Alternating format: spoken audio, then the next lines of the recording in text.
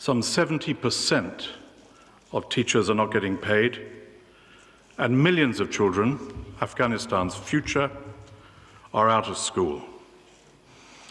The value of the Afghani currency is plummeting. Trade is damaged by the lack of confidence in the financial sector, as we have heard, and the space for borrowing and investment has constricted dramatically. So the need for liquidity and stabilization of the banking system, again, as we have heard from a number of speakers, is now urgent, not only to save the lives of the Afghan people, but also to enable humanitarian organizations to respond and operate effectively.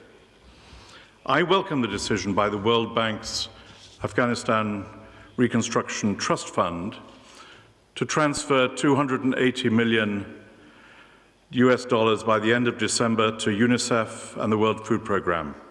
This step should be followed by reprogramming of the whole fund to support the people of Afghanistan this winter. Families simply do not have the cash for everyday transactions, while prices for key commodities continue to rise. The cost of wheat and fuel are up by around 40%, and food now accounts for more than 80% of average household expenditure. Basic social services that all Afghans depend on are collapsing as international development support, upon which the country has depended for so long, has frozen up.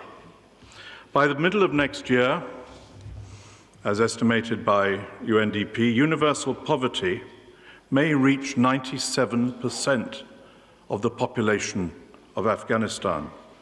That could be the next grim milestone. Within a year, 30% of Afghanistan's GDP could be lost altogether, could be, while male unemployment may double to 29%. The Organization of Islamic Cooperation is coming today together to express the willingness, as we have heard, to help avert this disaster and to contribute to the humanitarian endeavor. And I am here to say, Excellencies, that the United Nations stands firmly with you and your efforts and your plans, and both of us in solidarity with the people of Afghanistan.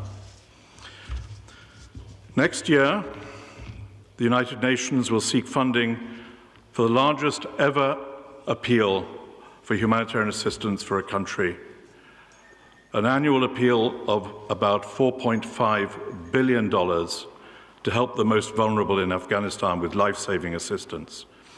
But our plan is a stopgap measure for over 21 million people who need that assistance. Of course, it must be funded as a matter of priority. But the crisis is huge. The humanitarian response is effective and it continues to scale up. And thanks to generous donor support, the Afghanistan response plan for 2021 was fully funded, a unique achievement in these years. But going forward, we need more than this. Afghanistan will not get through the winter on emergency aid alone, again, as has been said by previous speakers.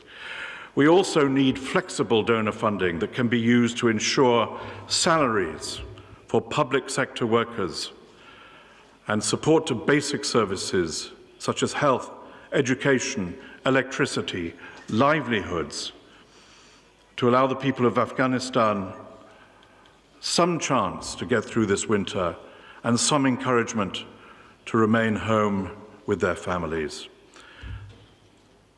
Going forward, we also need constructive engagement with the de facto authorities in a process of meaningful dialogue to clarify what we expect of each other. The consequences of inaction on these three fronts are clear, and the three fronts are emergency assistance, flexible funding, and an engagement to be clear about what we expect from each other. And if we do not act fast on these three fronts, we know that we risk the collapse of this great country and people will run out of hope, and the region, and indeed the world, will see destabilization increase with all the consequences that we have seen so clearly in history. Honourable Prime Minister, we're gathered here today at a moment of exceptional gravity for the people of Afghanistan. We have the advantage of being forewarned of the fate that awaits them if we do not act. We have the responsibility, because we are forewarned, knowing that if we do not act with urgency and with a collective will, there will be a terrible reckoning. We have that chance, we have that opportunity given to us also by those who convened this important international meeting. We cannot fail to do what is right and what we know is possible. Thank you.